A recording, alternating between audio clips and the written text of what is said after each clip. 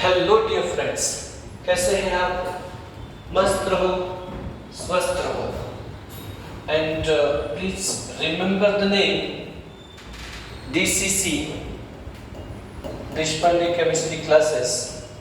It is Catalyst for Success.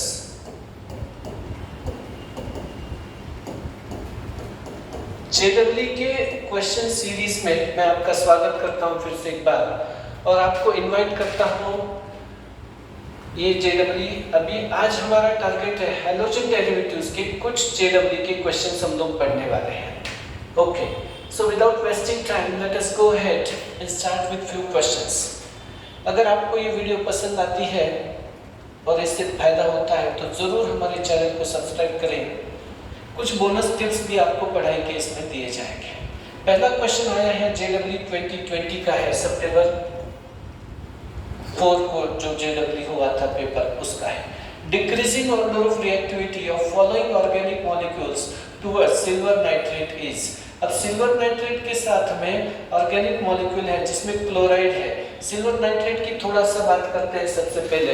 ये silver nitrate chlorine के साथ रिएक्ट होता है, जो आयनाइजेबल क्लोरीन है उसके साथ उसका रिएक्शन होता है सिल्वर नाइट्रेट का। AgNO3 रिएक्ट होता है NaCl के साथ में, समझो तो ये बनाता है AgCl। ये जो क्लोरीन होता है ये आयनाइजेबल होता है, ये प्रेसिपिटेट आता है, ये Na+ और Cl- होता है, आयोनिक क्लोरीन। दूसरा क्लोरीन कहा जाता है ऑर्गेनिक मॉलिक्यूल में लेबाइल क्लोरीन। ये पहले वाला टेस्ट हमने लसैग्ने टेस्ट में पढ़ा है। दूसरा समझो हमारे पास है बेंजाइल क्लोराइड C6H5CH2Cl। इस तरह से ये कार्बोकेटाइन बनाता है पोलर सॉल्वेंट में। SN1 टाइप ऑफ मैकेनिज्म से रिएक्ट होता है, ये CH2+ Cl- बनाएगा और ये Cl- फिर से रिएक्ट हो जाएगा ये AgNO3 के साथ, AgCl का प्रेसिपिटेट बनेगा, ये याद रखें। लेकिन इथाइल क्लोराइड अगर है तो ये रिएक्शन नहीं हो पाता है AgNO3 के साथ, नो प्रेसिपिटेट इज देयर। या फिर विनाइल क्लोराइड है तो ये भी AgNO3 के साथ रिएक्शन नहीं दे रहा है। तो उसी पैटर्न में हम लोगों को ये प्रश्न पूछा गया है, decreasing order of reactivity of organic molecules towards AgNO3 solution. AgNO3 के साथ डिक्रीजिंग ऑर्डर ऑफ रिएक्टिविटी। अब अगर ये चला जाता है SN1 मैकेनिज्म से तो कार्बोकेटाइन बनेगा इसका और जिसको रेजोनेंस स्टेबलाइजेशन होगा। ये क्लोरीन पोलर सॉल्वेंट में एक्वियस मीडियम में ये रिएक्ट हो जाता है तो हमको मिलता क्या है बेटा, डबल बॉन्ड ONe।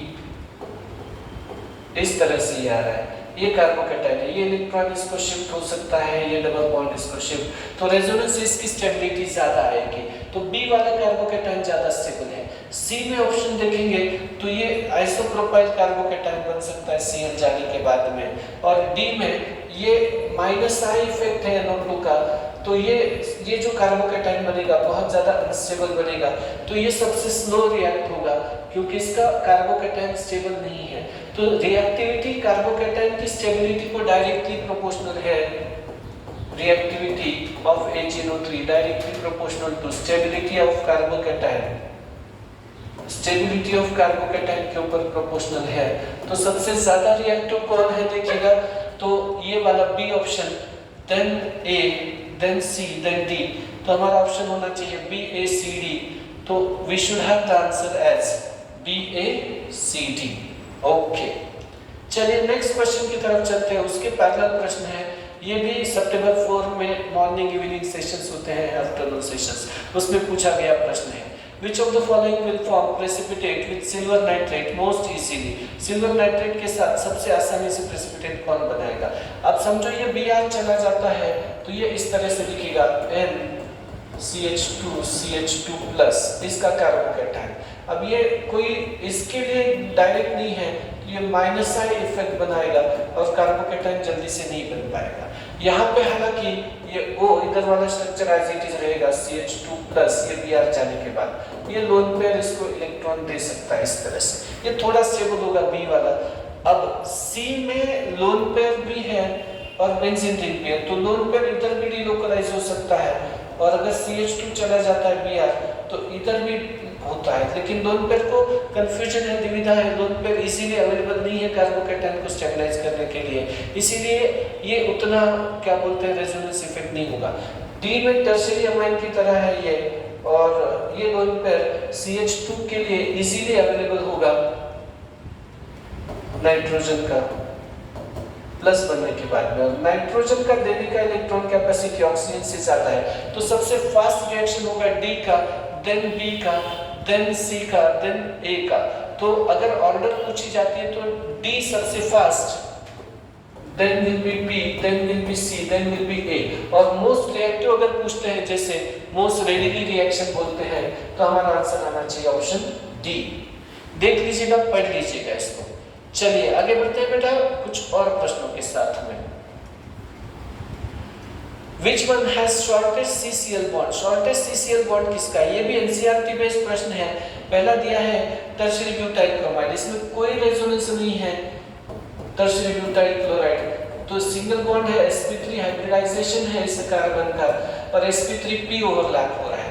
सेकंड इसमें एलाइल क्लोराइड दिया है, हालांकि इसमें भी रेजोनेंस नहीं है एलाइल में भी, ओके क्लोरीन के लिए। तो देखिएगा ये भी sp3 हाइब्रिड है और इसका कोई भी रोल नहीं आता है। चलिए आगे चलते हैं हम लोग नेक्स्ट क्वेश्चन के लिए।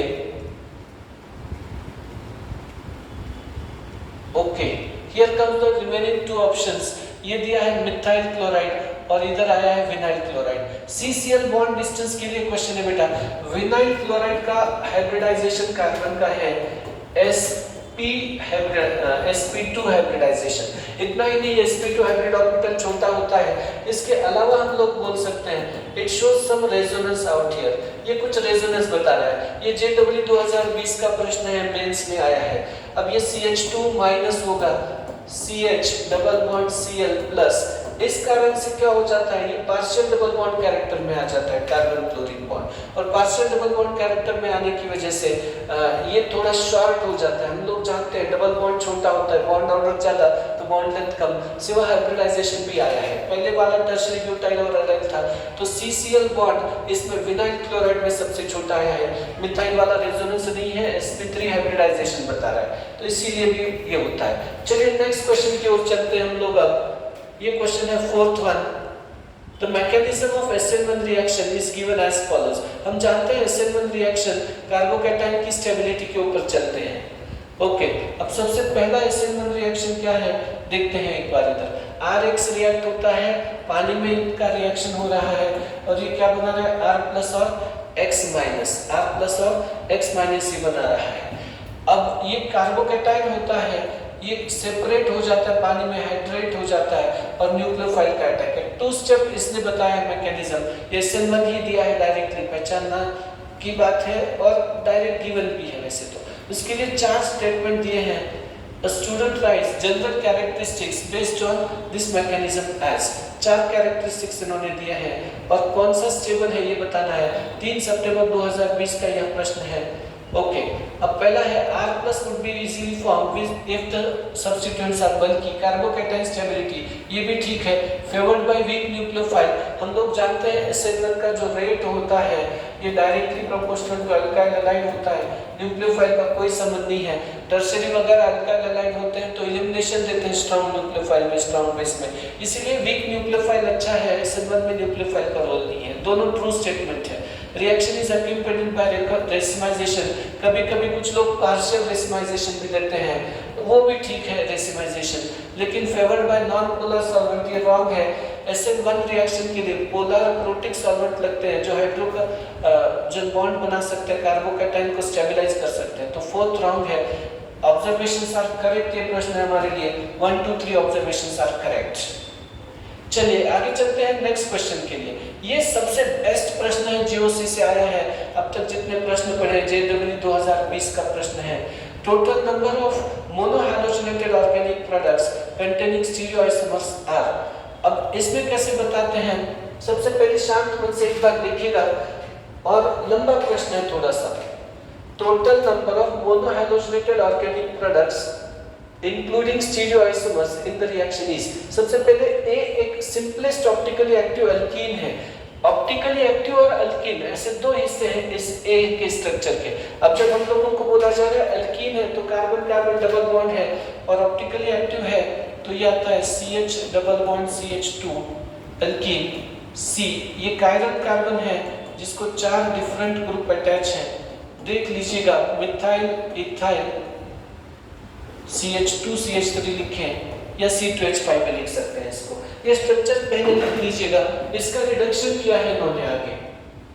What they have done is they have reduced this। जो लेफ्ट हैंड साइड में नहीं दिख रहा है वो मिथाइल ग्रुप है। ये एक बार देख लीजिएगा, मैं इसको इरेजर से फिर से एक बार लिखता हूँ। I will writing it again। अब इसमें एक सेकंड सिर्फ वेट करते हैं। ओके, इसको एक ग्रुप अटैच कर देते हैं मिथाइल वाला। इधर है CH3 ग्रुप। अब इसका रिडक्शन किया है तो हम लोगों को जो प्रोडक्ट मिलेगा अल्केन, ये कौन सा होगा? CH3 CH CH2 CH3। इसका कायरलिटी तो लॉस हो गया है CH2 CH3, लेकिन अब मोनोक्लोरिनेशन करना है तो ये इथाइल और ये इथाइल सिमेट्रिक है तो इधर से दो डेरिवेटिव बनेंगे, इधर एक और इधर एक। अब समझो किसी बच्चे ने ये CH3 वाला H को रिप्लेस कर दिया यहाँ का, तो CH2X CH, इधर C2H5 आ जाएगा, इधर C2H5 आ जाएगा, CH3 CH2। इसमें कायरल कार्बन नहीं है तो ये एक स्ट्रक्चर बन गया। किसी बच्चे ने समझो इस H को रिप्लेस कर दिया, ये वाले H को मोनोक्लोरिनेशन करना है तो एक H को रिप्लेस करना है आपने। ये वाला H रिप्लेस कर लिया तो बनेगा CH3 CX C2H5 C2H5। ये भी एक मॉलिक्यूल बनेगा इसका, क्योंकि ऑप्टिकली इनएक्टिव है दोनों। लेकिन एक बच्चे ने क्या किया है, इस CH वाले H को रिप्लेस कर दिया है CH2 वाले H को, तो CH3 CH CHX CH3 C2H5। अब दो कायरल सेंटर बन गए हैं। मैं आपको बताता हूँ यहाँ पे कौन से दो कायरल सेंटर हैं। ये एक कायरल कार्बन है, देखिएगा CH3H C2H5 ये, और ये एक कायरल कार्बन है। तो दो कायरल कार्बन आएंगे और 2:2 बोले तो 4 स्टीरियोआइसोमर यहाँ पे बन जाएंगे। और किसी बच्चे ने इस CH3 का H रिप्लेस कर दिया तो कौन सा स्ट्रक्चर बनेगा? CH3 CH C2H5 CH2 CH2X या Cl लिख सकते हैं यहाँ पे। अब हम देखेंगे ये ग्रुप अलग है, ये अलग है, तो ये कायरल कार्बन एक रहेगा। एक एसिमेट्रिक कार्बन होता है तो 2:1 comes out with 2। दो स्टीरियोआइसोमर यहाँ से, 4 यहाँ से, 2 4 6 1 7 और ये 1 8, टोटल 8 आइसोमर मिलेंगे। आराम से देखिएगा, इस वीडियो को रिवाइंड करके फिर से एक बार सोच सकते हैं। ये क्वालिटी क्वेश्चन है, integer answer type of question है, नीट में भी आ सकता है, इतना याद रखो आप तो हमारा आंसर होना चाहिए 8 such isomers are possible, correct one. ये पहले अल्कीन ढूंढना सिंपलेस्ट, देन अल्केन ढूंढना और फिर मोनोक्लोरिनेशन करना, ऐसे लॉन्ग रूट है इस प्रश्न का, लेकिन आना तो चाहिए जरूर। बहुत अच्छा प्रश्न हो गया ये। चलिए next one, major product of the following reaction is. सबसे पहली बात है कि ये हीट दिया है इन्होंने और ये सेकेंडरी अल्काइल हैलाइड है, हीट है, तो एलिमिनेशन का चांस है सेकेंडरी टर्शरी, बल्कि सेकेंडरी है टर्शरी है तो सब्स्टिट्यूशन का चांस नहीं है। हालांकि यहाँ पे मतलब सीधा है बेटा कि there is a chance of elimination due to heat. अब ये मतलब O- नहीं है, सेट प्रोडक्ट के लिए जाएगा क्योंकि स्टेबल कार्बोकैटायन हो सकता है, इवन के चांसेस ज्यादा है। Iodine is a better leaving group तो इवन है यहाँ पे चांसेस, कार्बोकैटायन से चलेगा। सबसे पहले क्या करते हैं, इस आयोडीन को निकाल देते हैं हम लोग हमारे काम से, तो ये इस तरह से आएगा CH3 ये वाला पार्ट ऐसे लिख दिया हमने, CH3 नीचे है, CH2 CH3 सॉरी CH लिखना चाहिए तो हम लोग क्या करते हैं, इरेजर लेते हैं। चलिए बेटा इस CH2 को हटा दिया है हमने, ओके तो ये CH प्लस आ गया, ये आयोडीन चला गया है इलेक्ट्रॉन लेके माइनस आयन होके। अब ये कार्बोकैटायन है सेकेंडरी और बाजू वाला टर्शियरी कार्बन है, तो यहाँ पे चांस फुल है कि एक रीअरेंजमेंट हो, 1 2 हाइड्रोजन शिफ्ट होके। तो यहाँ का जो H है CH वाला, ये H इधर शिफ्ट कर देंगे तो ये CH2 CH3 बनेगा और कार्बोकैटायन का चार्ज यहाँ पे आ जाएगा। तो it will look like this, CH3 CH CH3 C plus CH2 CH3, जहाँ पे C प्लस आएगा वहाँ पे CH3 रहेगा। अब ये सेट से प्रोडक्ट देने के लिए इधर से H एलिमिनेट करेगा, मोर स्टेबल मोर सब्स्टिट्यूटेड एल्कीन बनाने के लिए। इधर से H एलिमिनेट नहीं होगा तो यहाँ से H अगर लॉस कर दिया इसने तो हमारा एल्कीन होगा बेटा C ऑप्शन। देखिएगा ये इस तरह से CH3 C CH3 double bond इस तरह से, ये ऊपर वाला CH2 CH3 इधर CH3 नीचे एज इट इज। तो ये प्रोडक्ट आना चाहिए, आराम से देख लीजिएगा। सब्स्टिट्यूशन नहीं है, हाफमैन प्रोडक्ट नहीं है, ये वाला बी वाला नहीं है, और कैटायन है बल्कि बेस नहीं है तो हाफमैन प्रोडक्ट नहीं है। रीअरेंजमेंट ऑफ कार्बोकैटायन कंसीडर करना था। In all it was also a good question to solve for. बड़ा इंटरेस्टिंग होते हैं ये सब प्रश्न, अच्छे एक से बढ़ के एक प्रश्न है। चलिए नेक्स्ट क्वेश्चन के लिए जाते हैं। नेक्स्ट कौन सा प्रश्न आता है देखते हैं एक बार। ओके, ये भी JEE 2020 का ही प्रश्न है, 2 सितंबर का है। Okay, which of the following will show retention of configuration on nucleophilic substitution by OH minus ion? अब रिटेंशन करना है कॉन्फ़िगरेशन का। रिटेंशन के लिए 2-3 चांसेस होते हैं। एक तो SNI हो सकता है, वहाँ पे कोई चांस नहीं है, SOCl2 नहीं है, एब्सेंस ऑफ पाइरिडिन। तो रिटेंशन के लिए कैसे सोचते हैं हम लोग, ये तो कार्बोकैटायन बनेगा, स्टेबल होगा ये कार्बोकैटायन काफी, और फिर या फिर बोलते हैं अगर स्ट्रॉन्ग न्यूक्लियोफाइल दिया है पोलर, सॉल्वेंट के ऊपर भी बहुत सारी बातें डिपेंड करती है। पोलर और प्रोटिक टाइप ऑफ सॉल्वेंट दिया तो SN2 हो गया तो इन्वर्जन होगा, SN2 हो गया तो इन्वर्जन होगा, और SN1 कंडीशन दिया इन्होंने तो रेसिमाइजेशन होगा। तो रिटेंशन तो यहाँ पे नहीं आ रहा है ए ऑप्शन में। चलिए बी के लिए बात करते हैं। ये कार्बोकैटायन बहुत ज़्यादा स्टेबल है, और अगर पोलर और प्रोटिक सॉल्वेंट दिया तो SN2 से जाएगा, वाटर जैसा सॉल्वेंट दिया तो SN1 से जाएगा। इन शॉर्ट इन्वर्जन हो सकता है, रेसिमाइजेशन होता है, रिटेंशन का चांस नहीं है। ये इन्वर्जन देगा SN2 वाला रिएक्शन से, लेकिन रिटेंशन का चांस इसके लिए आ रहा है डी के लिए। कैसे आपको समझाते हैं एक बार बेटा।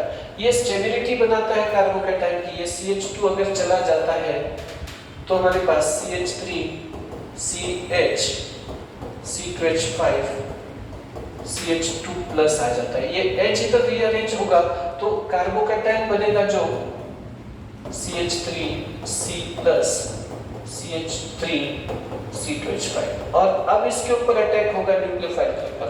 तो ये CH2 का कॉन्फ़िगरेशन या बाकी कॉन्फ़िगरेशन चेंज नहीं होगा, और ये एज इट इज रहेगा इसका, क्योंकि ऑप्टिकली इनएक्टिव है ये मॉलिक्यूल। और फिर भी रीअरेंजमेंट से हमारा आंसर तो ऑप्शन डी ही होना चाहिए कार्बोकैटायन के लिए।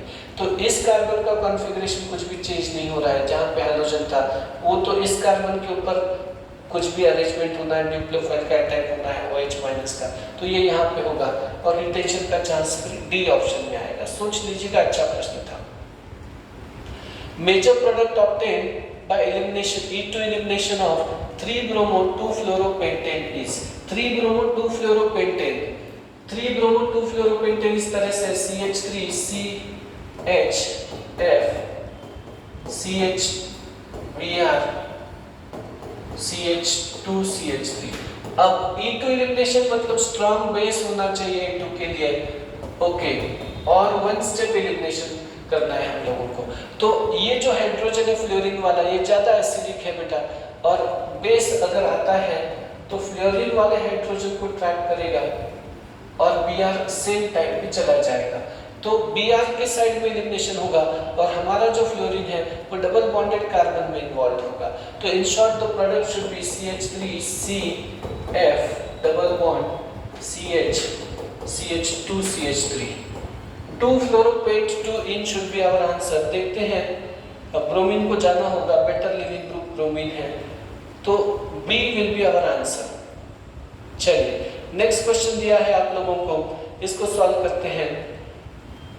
Tertiary butyl bromide OH minus aqueous medium में टर्शियरी ब्यूटाइल अल्कोहल और Br माइनस बनाता है, और ये OH माइनस और इथाइल अल्कोहल के प्रेजेंस में अल्कोहलिक मीडियम में, ये एक्वियस मीडियम है, ये अल्कोहलिक मीडियम है, एलिमिनेशन दे रहा है, रेट दोनों के लिए दिया है। Which of the following is true? Changing base from OH minus from OR minus will have no effect on reaction. Changing concentration of base will have no effect on reaction 1. Base का concentration reaction 1 के ऊपर कोई effect नहीं करता, ये तो बात है ही, क्योंकि ये SN1 मैकेनिज्म है।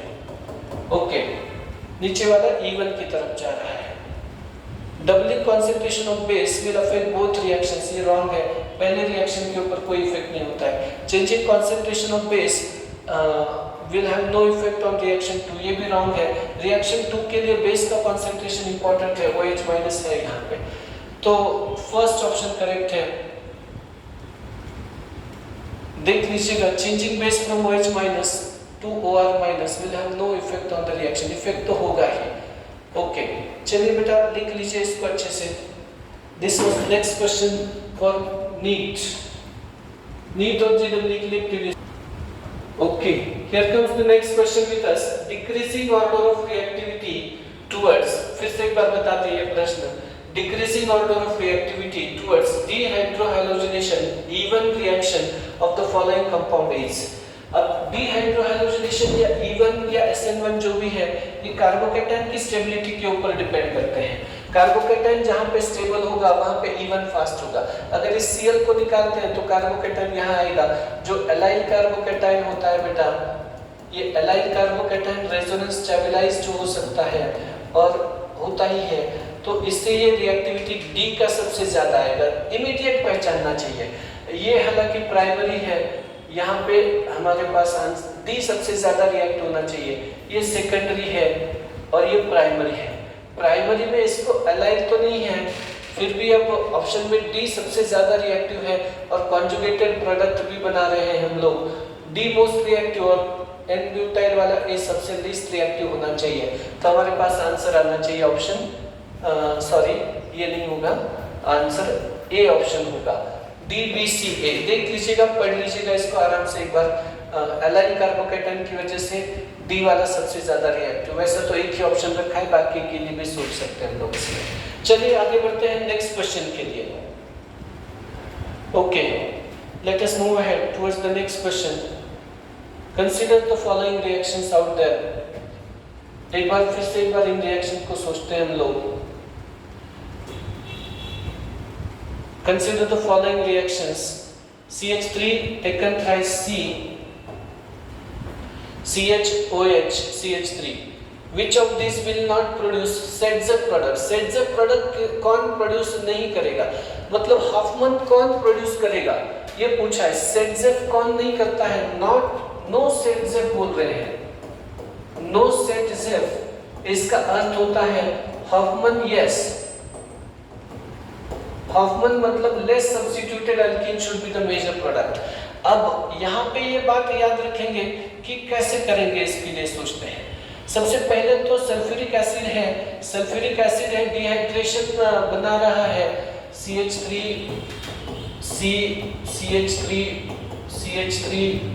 CH OH CH3। ये कार्बोकैटायन मैकेनिज्म से चलता है। कार्बोकैटायन मैकेनिज्म से अगर चल रहा है, ये तो OH2 चला जाएगा, यहाँ पे प्लस होगा, 1,2 मिथाइल शिफ्ट होगा और हमारा जो प्रोडक्ट है ZZ होगा। अल्कोहल में कार्बोकैटायन का रीअरेंजमेंट होता है, ये बात याद रखें। ये खास करके तब जब हमारे OH वाला जो कार्बन है अल्फा, उसके बाजू में अगर बीटा कार्बन क्वाटरनरी है तो रीअरेंजमेंट का फुल चांस है, यहाँ पे there is a full chance of rearrangement. तो ये इवन से होगा और क्या बोलते हैं उसको, ZZ भी होगा। यहाँ पे भी मतलब ZZ प्रोडक्ट आने का फुल चांस है डिहाइड्रोहाइलोजेनेशन में, इसको भी देख सकते हैं। CH3 CH CH3 CH Br जो भी है, लेकिन ये डबल बॉन्ड यहाँ पे आएगा HBr जाने के बाद में, और डिहाइड्रोहाइलोजेनेशन से ZZ प्रोडक्ट आएगा, क्योंकि वो स्टेबल अल्कीन होता है जिसमें ज्यादा हाइड्रोजन है। बल्कि बेस दिया है, ये हॉफमैन को दे रहा है बेटा product. This is going to give you Hofmann product. Bulky base है, बड़ा बेस है, तो वो जो है बेटा ये हाइड्रोजन क्राउडेड हाइड्रोजन की तरफ नहीं आ सकता है, ये साइड से कहीं जैसे बड़ा ट्रक छोटी गली में नहीं आ सकता है, वैसे ये बड़ा बेस जो होता है, ये बड़ा बेस साइड से H उठाने को देखेगा। CH3 टेकन थ्राइस, C लिखा नहीं है इन्होंने, O माइनस, ये यहाँ से H उठाएगा और Br इधर से चला जाएगा, तो ये डबल बॉन्ड बनेगा यहाँ पे। Less substituted alkyne will be the major product in case of bulky base। Hofmann के 3-4 कंडीशंस मैंने आपको बताए हैं, तो बल्कि बेस में ये हमेशा याद रखें कि हॉफमैन प्रोडक्ट होता है, लेस सब्स्टिट्यूटेड अल्कीन प्रोडक्ट होना चाहिए। This should be your answer. तो third one only will not give self product. Okay, चलिए, तो third one will not give self product, it will give Hofmann product only.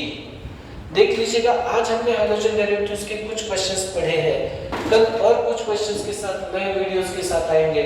आप इन videos को share करना ना भूलें, जरूर शेयर करें अपने दोस्तों के साथ, उनको भी फायदा मिलने दें। ओके, और हमारे चैनल को जरूर सब्सक्राइब करें। Thank you.